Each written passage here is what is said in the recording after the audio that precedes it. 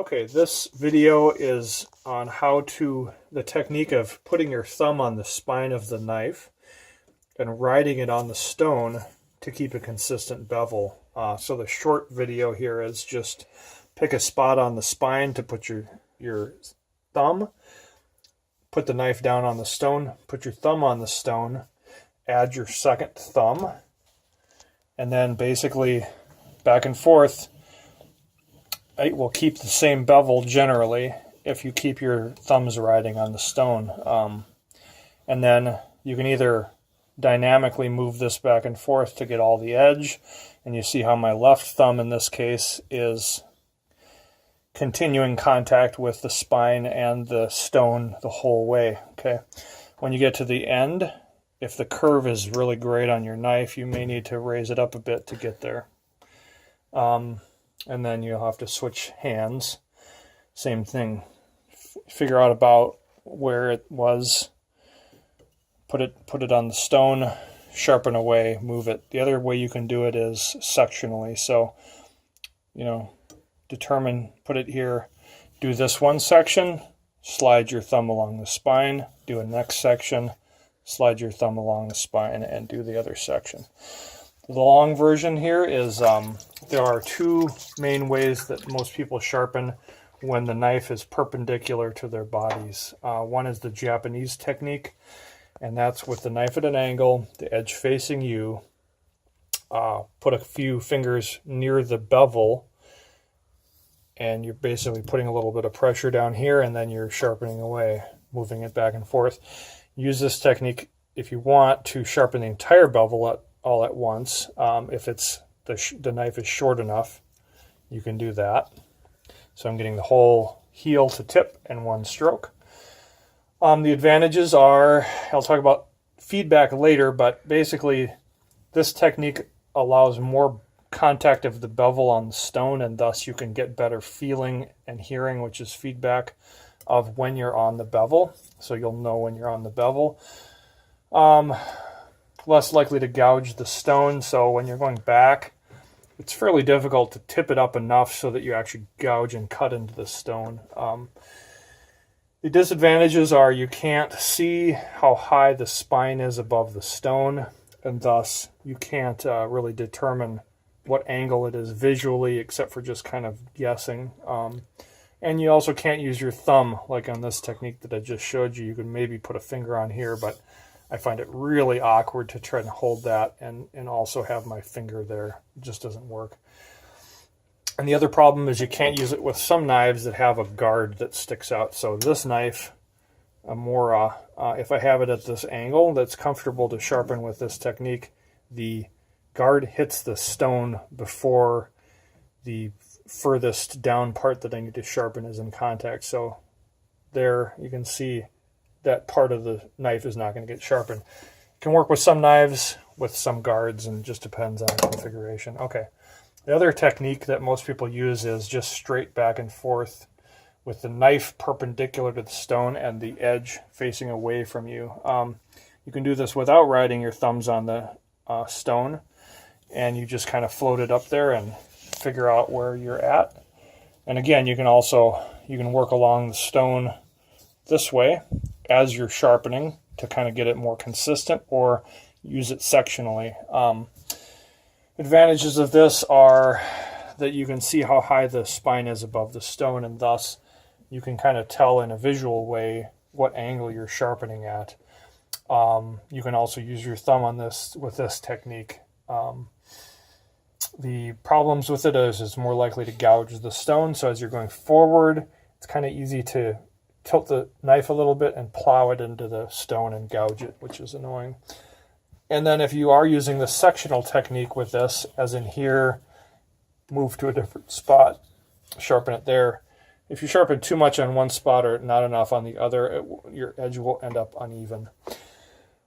So to sharpen a knife, you need to, at least to sharpen a knife with a flat bevel, we'll just talk about that for now, you need to not only know what the bevel is, whether that's a number or a position, you need to know how to hold it consistently on that bevel. And so to find it in the first place, if you have an existing bevel on your knife that's fairly flat that you just want to copy, you can use this technique or this technique to, and you're using what's called feedback in this case. So you can hear and feel when the bevel is on the stone. And one way to do it too is tilt it up, and you can kind of feel, so there's 3 ways. I can feel when it rocks onto the flat portion of the bevel, okay? With a knife with a really wide bevel like a Mora, it's really easy. You can actually see it click on there, right? So I know when it's flat because I can feel it rocking on that, okay? But on a knife with a narrower bevel, it's a little harder to feel that. But anyway, move it up and down until you kind of guess you're there. And then when you're sharpening, you can hear it'll be smoother. It'll be kind of a smooth sound. So the other thing is the auditory feedback here. So I'll let you listen to that for a minute. So you hear how it's kind of smooth. Now I'll go intentionally low, and you'll hear the difference. Okay, hear how that's higher pitched, much higher pitched than this. It sounds kind of rougher. And then I'll go a little high. Listen to the difference.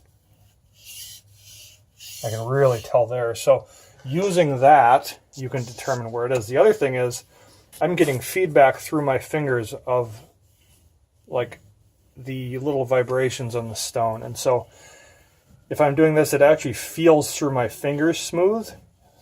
If I'm going low, it feels a little bit more rough. So that's how to, how to then figure out where your angle is. Well, you listen to and feel it, and let it stop at a specific spot that it sounds and feels the best. And that way you can kind of determine whatever angle you are at. Now, that's difficult for beginners a lot of times because they haven't developed the sensitivity to do that, and they don't necessarily know what that sounds and feels like.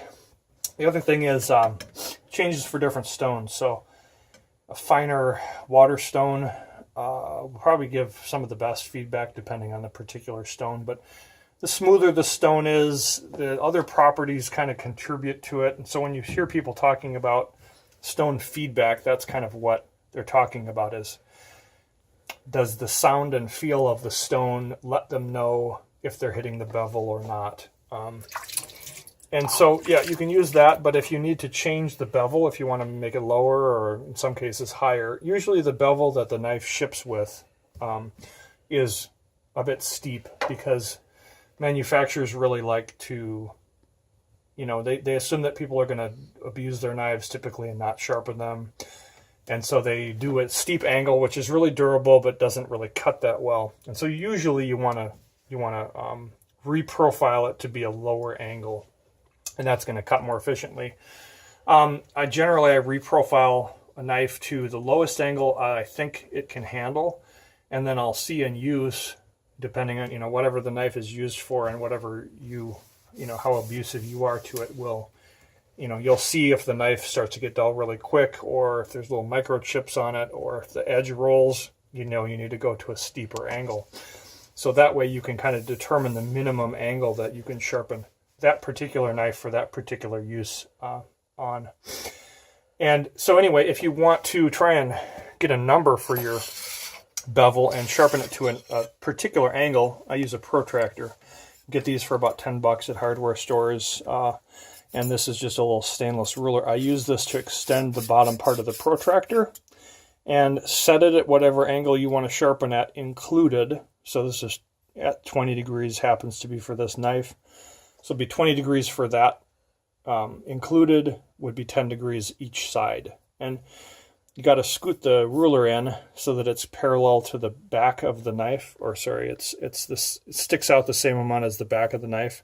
When you put the knife in here, you're going to visually just guess where the middle is, and then you're going to put your thumb on the spine, resting on this bottom part of the protractor. The reason I have to put this in sometimes is if it sticks out too much, I can't actually fit my thumb in there, so I have to retract it enough so that, again, center the knife in the V, put your thumb on the bottom ruler and contact it with the spine. Then you can take your protractor away, and you know that that spot in your thumb on this knife, and again it depends on the width, is where your, the width and the angle where your knife will end up. That spot on your thumb is going to make, if you ride it on here, is going to make that 20 degrees. You can put a little Sharpie marker if you want, or just remember, like this is, for me, this is a little below the middle of my thumb, and that's all I got to remember. And then just basically lay it on here. Again, put your other thumb on there and ride those on the stone as you're sharpening it.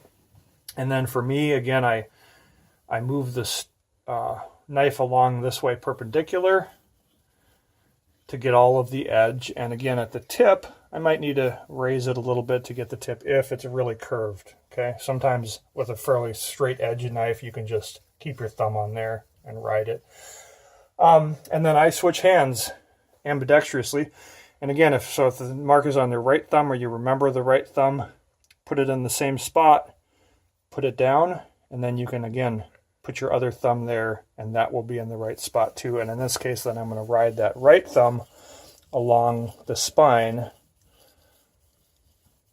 again in contact with the stone and the spine the whole way, and that will get me to where I know I'm pretty much consistently on the right bevel. The other thing that I didn't mention is you can use the marker technique again before. If you're finding the bevel that's already on your knife and you want to just duplicate it, you can mark some marker on the bevel. You probably heard of this. And then as you rub it on the stone, that marker will get worn away.